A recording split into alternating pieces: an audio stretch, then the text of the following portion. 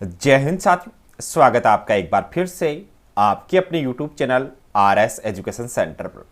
साथियों, ये सेशन रहने वाला है आरपीएससी की जो फर्स्ट ग्रेड की वैकेंसी है उसके लिए। आरपीएससी ने तकरीबन सभी विषयों का परिणाम जारी कर दिया है। कुछ विषयों का परिणाम जारी होना बाकी है, वो जल्द ही आरपीएससी जारी कर देगी और उसके तुरंत बाद में यहाँ पर साथियों आपको डॉक्यूमेंट वेरिफिकेशन के लिए बुलाया जाएगा, जो कि एक महत्वपूर्ण प्रोसेस है आपके सिलेक्शन के लिए। अगर आप उस प्रोसेस में साथियों यहाँ पर अगर आपके डॉक्यूमेंट वैलिड नहीं मिलते हैं, देन आपका समय भी जाया होता है और आपको हो सकता है आरपीएससी जो सिलेक्शन की रेस है वहाँ पर भी आपको बाहर कर दे, तो आपके नंबर वहाँ पर काम नहीं आएंगे। इसलिए हमारे डॉक्यूमेंट भी कंप्लीट होने चाहिए। इसके संबंध में मैंने एक वीडियो आपको पहले भी उपलब्ध करवाया था इसी चैनल पर, लेकिन उसके बाद में कुछ कमेंट्स आए साथियों के जिनमें कुछ डाउट्स थे और कॉल पे भी कुछ कैंडिडेट ने डाउट पूछे। तो इसमें साथियों हम करेंगे क्या कि इस सेशन में हम कंप्लीट बात करेंगे कि डॉक्यूमेंट कौन कौन से चाहिए और उन डॉक्यूमेंट से संबंधित डाउट क्या क्या है कैंडिडेट के मन में, ताकि दोनों चीजें एक ही साथ इस सेशन में हम कंप्लीट कर लें। इसके साथ में आपको मैं कहूंगा कि आप इस चैनल को सब्सक्राइब जरूर कर लें, ताकि जैसे ही आपका डॉक्यूमेंट वेरिफिकेशन का समय आएगा, जब आरपीएससी यहां पर आपका अलग से शेड्यूल जारी करेगी हर सब्जेक्ट का यहां पर, या फिर साथ में बुलाएंगे, कैसे भी उनका शेड्यूल रहेगा, उस शेड्यूल के समय साथियों यहां पर हम लाइव सेशन करेंगे। लाइव सेशन में आपको फायदा ये रहेगा कि आप लाइव इंटरेक्ट होंगे, तो अपना जो भी डाउट है डॉक्यूमेंट के संबंध में वो बिल्कुल आप क्लियरली पूछ सकते हैं। तो उस समय हम जो लाइव सेशन करेंगे वो बिल्कुल आपके लिए महत्वपूर्ण रहेगा। लेकिन अभी हम बात कर लेते हैं कि आपको डॉक्यूमेंट कौन कौन से रेडी रखने हैं। महत्वपूर्ण रहेगा आपके लिए साथियों जो आपका स्टेज है डॉक्यूमेंट वेरिफिकेशन के लिए, तो इसके लिए आपका जो वीडियो है वो भी आपके लिए काफी महत्वपूर्ण हो जाता है। तो सबसे पहले मैं बात करूं आपके डॉक्यूमेंट की, तो ये साथियों होता है आपका एक स्क्रूटनी फॉर्म, हम डिटेल्ड स्क्रूटनी फॉर्म जिसे बोलते हैं। ये साथियों होता क्या है कि आरपीएससी जैसे ही आपका डॉक्यूमेंट वेरिफिकेशन का शेड्यूल जारी करेगी, तो तुरंत बाद में आपको एक लिंक दे दी जाएगी। उस लिंक पर जाकर आपको वो स्क्रूटनी फॉर्म भरना होता है। उस स्क्रूटनी फॉर्म में कुछ नहीं रहता, नॉर्मल सी आपकी डिटेल्स रहती हैं, आपकी क्वालिफिकेशंस पूछते हैं और आपके डॉक्यूमेंट वहां पर अपलोड करवाते हैं। ये सब नॉर्मल सी चीजें हैं। वो फॉर्म आएगा, उसके लिए मैं आपको आश्वस्त कर दूं कि वो आपको कंप्लीट उसमें हेल्प की जाएगी कि भरना कैसे है लाइव सेशन के माध्यम से। तो आप बस इतना ध्यान में रखिए कि आपको स्क्रूटनी फॉर्म वहां पर चाहिए, वो भरना होता है। जैसे ही आप स्क्रूटनी फॉर्म फिलअप करेंगे, उसके तुरंत बाद में जैसे ही आपका फॉर्म फिलअप हो गया, उसके बाद में आपको 100 रुपए का पेमेंट भी करना होता है। पहले ये व्यवस्था पोस्टल ऑर्डर के माध्यम से थी, लेकिन अभी ऑनलाइन होने के कारण यहां पर आपको 100 रुपए की ऑनलाइन फीस ही यहां पर साथियों पेमेंट करना होता है। तो जैसे ही आप 100 रुपए का पेमेंट करते हैं, तो उसके बाद में आप स्क्रूटनी फॉर्म का प्रिंट आउट ले सकते हैं, साथ में आप अपना जो फीस रिसिप्ट है उसका प्रिंट आउट ले लेंगे। तो दोनों का प्रिंट आउट आपके पास में होना चाहिए। इसके अलावा जो आपने इस भर्ती के लिए फॉर्म अप्लाई किया था वो भी साथियों आपके पास में होना चाहिए, यानी एप्लीकेशन फॉर्म है उसकी फोटोकॉपीज भी आपके पास में होनी चाहिए। इसके साथ में आपका जो एग्जाम आप देकर आए थे उस एग्जाम का एडमिट कार्ड भी आपके पास में साथियों डॉक्यूमेंट वेरिफिकेशन के समय होना चाहिए। तो इन 4 डॉक्यूमेंट में तो साथियों आपको डाउट रखने की अभी कोई जरूरत नहीं है। एप्लीकेशन फॉर्म आपने फिलअप कर रखा है और इसके साथ में आपका एग्जाम का एडमिट कार्ड आपके पास में है ही, और स्क्रूटनी फॉर्म और फीस रिसिप्ट का मैंने आपको बता दिया।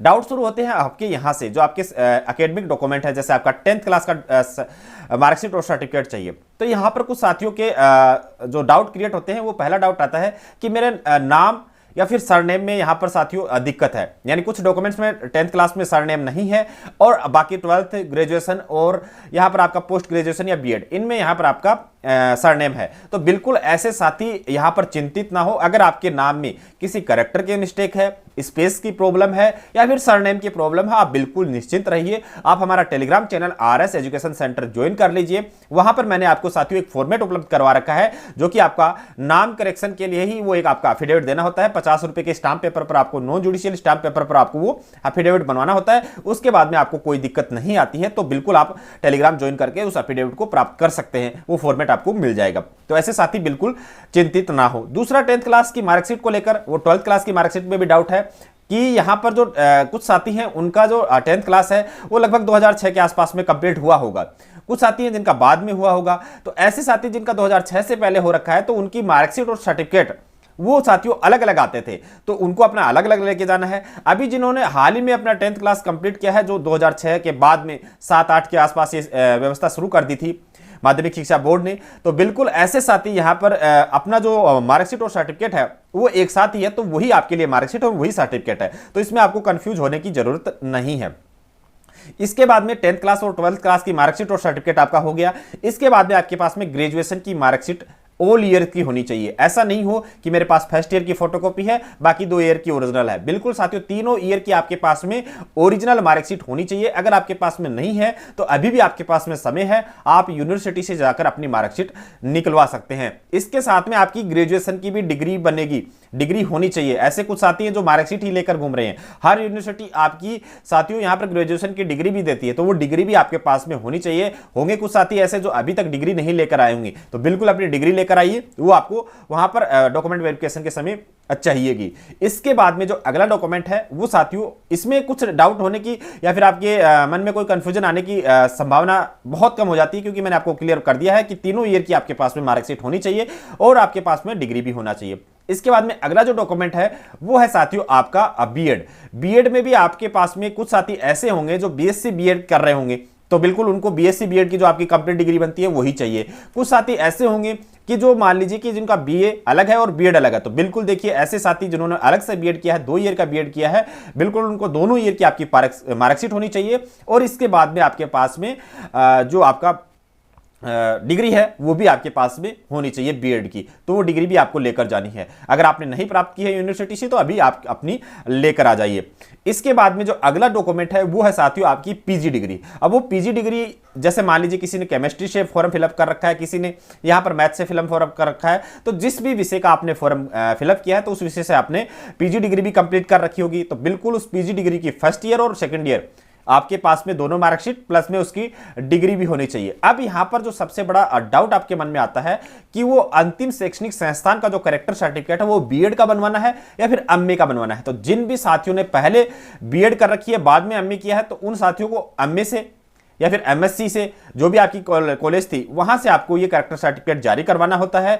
या फिर अगर आपकी एमए पहले कंप्लीट हो गई, बीए के बाद में जैसे एमए होगी, या फिर बीएससी के बाद तुरंत बाद में एमएससी होगी, लास्ट में आपने बीएड कंप्लीट किया है, तो ऐसे साथी यहां पर अपनी बीएड की जो शैक्षणिक संस्थान है वहां से अपना कैरेक्टर सर्टिफिकेट जारी करवाएं। यानी कहने का मतलब यह है कि आपकी जो अंतिम शैक्षणिक योग्यता है उसी शैक्षणिक संस्थान का आपको यहां पर करेक्टर सर्टिफिकेट लेकर जाना है। तो ये डाउट आपके मन में अब नहीं होना चाहिए। अगला जो डॉक्यूमेंट है ये साथियों आपके मिनिमम जो डॉक्यूमेंट है, एकेडमिक डॉक्यूमेंट है, वो आपको चाहिए। इसके बाद में मूल निवास प्रमाण पत्र। मूल निवास प्रमाण पत्र में है क्या डाउट आपके कि कुछ कैंडिडेट यहां पर राजस्थान के, कुछ कैंडिडेट आउट ऑफ स्टेट है, तो बिल्कुल यहां पर हर कैंडिडेट को अपना, चाहे आप हरियाणा से हो, यूपी से हो या फिर राजस्थान से हो, आपको मूल निवास प्रमाण पत्र लेकर ही जाना होगा डॉक्यूमेंट वेरिफिकेशन के समय, इसमें कोई छूट नहीं है। अगला डॉक्यूमेंट है आपका जाति प्रमाण पत्र। जाति प्रमाण पत्र में आपको जो डॉक्यूमेंट लेकर जाने हैं वो ओबीसी, एससी, एसटी, एमबीसी, इन कैटेगरी को यहां पर जाति प्रमाण पत्र लेकर जाना है। इसके अलावा जो ईडब्ल्यूएस कैटेगरी है, इस ईडब्ल्यूएस कैटेगरी को अपना ईडब्ल्यूएस का जो प्रमाण पत्र है वो आपके पास में होना चाहिए। इसके बाद में जो जनरल कैटेगरी बच गई या फिर आउट ऑफ स्टेट जितने भी कैंडिडेट हैं, बिल्कुल आपको यहां पर कोई भी जहां पर कास्ट सर्टिफिकेट है वो नहीं लेकर जाना है, जाति प्रमाण पत्र आपको नहीं लेकर जाना है। और जो जितनी भी महिलाएं हैं, जो विवाहित महिलाएं हैं, आप इस चीज को क्लियर रखिएगा कि अपने पति के नाम से जाति प्रमाण पत्र ना बनवाकर अपने पिता के नाम का जो जाति प्रमाण पत्र है वही आपको लेकर जाना होगा। इस चीज को आप खास करके ध्यान में रखिए, ये भी आपके डाउट चल रहा था मन में, ठीक है। इसके बाद में जो मैरिड कैंडिडेट हैं उनको विवाह प्रमाण पत्र भी यहां पर देना होगा। अगर आप अनमेरिड है तो फिर कोई जरूरत नहीं है, लेकिन मैरिड है तो बिल्कुल आपको विवाह प्रमाण पत्र भी देना होगा। जो कैंडिडेट मैरिड है उनको दहेज संबंधी शपथ पत्र और इसके साथ में जो संतान संबंधी घोषणा पत्र बनता है, इन दोनों शपथ पत्र को मैंने आपको जो फॉर्मेट है वो Telegram channel RS education centre पर आपको उपलब्ध करवा रखे हैं। आप वहां से इनको प्राप्त कर सकते हैं, बिल्कुल वो आप डाउनलोड कर सकते हैं और बनवा सकते हैं। 50 रुपए के एफिडेविट पर भी आपको बनवाने होते हैं, अभी नहीं बनवाना, जैसे आपका शेड्यूल जारी होता है तब आपको यह बनवाना है। इसमें आपके मन में कोई डाउट नहीं होना चाहिए। धूम्रपान का अभी नहीं देना होता है तो आप धूम्रपान वगैरह का ना बनवाएं, पैसे खर्च करने में कोई वहां पर फायदा नहीं है। इसके बाद में जो अगला डॉक्यूमेंट है वो साथियों यहां पर स्पेशल कैटेगरीज में जैसे विडो हो गई, डाइवोर्स हो गई, पीएच हो गई, स्पोर्ट्स हो गई या फिर एक्स सर्विसमैन हो गए, जो भी इन कैटेगरी से संबंधित है, पर्टिकुलर जिस कैटेगरी से आप संबंधित है उसका आपके पास में सर्टिफिकेट होना चाहिए। एग्जाम्पल के तौर पर बता दूं, विडो के पास में अपने हस्बैंड का डेथ सर्टिफिकेट, डाइवोर्स के पास में आपकी जो डाइवोर्स की डिग्री बनती है वो, पीएच के पास में आपका पीएच का सर्टिफिकेट, और इसके पास में स्पोर्ट्स का आपके पास में स्पोर्ट्स का सर्टिफिकेट, और एक्स सर्विसमैन है तो आपके पास में पीपीओ और डिस्चार्ज बुक। इनमें आपके मन में कोई डाउट नहीं होना चाहिए, डॉक्यूमेंट आपको वहां पर प्रस्तुत करने ही होंगे, तभी आप इन कैटेगरी में काउंट होंगे। ठीक है। इसके बाद में जो आपका कैरेक्टर सर्टिफिकेट मैंने आपको बता दिया है अंतिम शैक्षणिक संस्थान का, वो कैसे बनेगा कि जो भी आपके लास्ट एजुकेशनल क्वालिफिकेशन है वहां से आपको बनवाना है। इसके बाद में जो अगला डाउट है कि जो आपके 2 गजेटेड ऑफिसर के भी आपको यहां पर कैरेक्टर सर्टिफिकेट बनवाने होते हैं, तो बिल्कुल वो आप 2 गजेटेड ऑफिसर कोई भी हो सकते हैं, फर्स्ट ग्रेड के टीचर हो सकते हैं, उनसे बनवाइए, या कोई आपको मेडिकल ऑफिसर मिल जाएगा फर्स्ट ग्रेड का, या फिर जो गजेटेड रैंक का हो तो बिल्कुल आप उनसे बनवाइएगा, है ना। उनसे ही आपको बनवाने, ऐसे नहीं कि नॉर्मल डॉक्टर से बनवा के चले गए तो वो वहां पर वैलिड नहीं होता है, वो गजेटेड रैंक का डॉक्टर होना चाहिए, ताकि आपका जो कैरेक्टर सर्टिफिकेट आप बनवाए तो राजपत्रित के ही वो आपको बनवाने हैं, ठीक है। तो वो आपको डॉक्यूमेंट वेरिफिकेशन के समय लेकर जाने हैं। 6 महीने से ज्यादा ये समय के पुराने नहीं होने चाहिए, यानी 6 महीने तक वो वैलिड होते हैं, ये डॉक्यूमेंट आपको लेकर जाना है। इसके अलावा अगर आप पहले से कोई राजकीय सेवा में हैं और फॉर्म भरते समय आपने ये शो किया है, या फिर आज के दिन आप अगर डिपार्टमेंट में कार्यरत हैं, तो बिल्कुल आपको यहाँ पर एनओसी देनी होती है, नो ऑब्जेक्शन सर्टिफिकेट। अगर आप विभाग में कार्यरत है तो बिल्कुल आपको इस चीज के बारे में पता होगा, तो वो एनओसी भी आपको डॉक्यूमेंट वेरिफिकेशन के समय लेकर जानी है, अदरवाइज आप प्रोविजनल लिस्ट में डाल दिए जाओगे। इस चीज का खास करके ध्यान में रखें। इसके बाद में जो अगला डॉक्यूमेंट है वो आपका आईडी कार्ड, आपके पास में एक आईडी कार्ड होना चाहिए, जैसे आपका आधार कार्ड हो सकता है, इसके बाद में आपका जो पैन कार्ड हो सकता है, ड्राइविंग लाइसेंस हो सकता है, वोटर आईडी कार्ड हो सकता है। इन डॉक्यूमेंट्स में से आपको एक डॉक्यूमेंट आपके पास में डीवी के समय होना चाहिए, जो आपका डीवी होगा आरपीएससी जो आयोजित करवाएगी उस समय आपके पास में होना चाहिए। इसके अलावा साथियों आप निश्चिंत रहिए, इन डॉक्यूमेंट्स के अलावा पुलिस वेरिफिकेशन के रिगार्डिंग कैंडिडेट पूछ रहे हैं, पुलिस वेरिफिकेशन आपको डॉक्यूमेंट वेरिफिकेशन के समय नहीं चाहिए, क्लियरली बता रहा हूं, पुलिस वेरिफिकेशन अभी मत बनवाइएगा। इसके बाद में आपका यहां पर हेल्थ सर्टिफिकेट के रिगार्डिंग भी क्वेश्चन है, तो हेल्थ सर्टिफिकेट भी आपको डीवी के समय नहीं देना है, ये दोनों डॉक्यूमेंट आपको ज्वाइनिंग के समय देने होते हैं, अभी आपको ये नहीं देने हैं। उम्मीद करता हूं साथियों इस सेशन के माध्यम से जितने भी डाउट्स आपके मन में चल रहे होंगे वो क्लियर हुए होंगे। अगर फिर भी आपके मन में कुछ डाउट्स बच गए हैं तो बिल्कुल आप फ्रीली हमसे कांटेक्ट कर सकते हैं। कांटेक्ट नंबर हमारा आपको हमारे Telegram channel RS education centre पे मिल जाएगा, वहां पर जाकर आप हमारे मोबाइल नंबर से हमसे कांटेक्ट कर सकते हैं। अदरवाइज साथियों आप चैनल को सब्सक्राइब कर लीजिए, जैसे ही आपका डीवी होगा उस समय हम एक लाइव सेशन रखेंगे और लाइव सेशन के माध्यम से सभी साथियों को एक साथ जितने भी डाउट्स होंगे उन डाउट्स पर हम क्लियरली बात कर लेंगे। कोई उसमें साथियों आपके मन में शक शुबा नहीं रहेगा, आराम से आपका डीवी हो जाएगा, क्योंकि एक महत्वपूर्ण स्टेज है, यहां पर आपका डॉक्यूमेंट अगर कंप्लीट नहीं हुआ तो आप प्रोविजनल लिस्ट में डाल दिए जाओगे और उसके बाद में आपका समय जाया होता है। उम्मीद है साथियों ये सेशन आपके लिए फायदेमंद रहा होगा। अगर सेशन फायदेमंद रहा है तो सेशन को लाइक एंड शेयर जरूर कीजिएगा, चैनल को सब्सक्राइब कर लीजिएगा। मिलते अगले सेशन में, तब तक के लिए धन्यवाद, जय हिंद।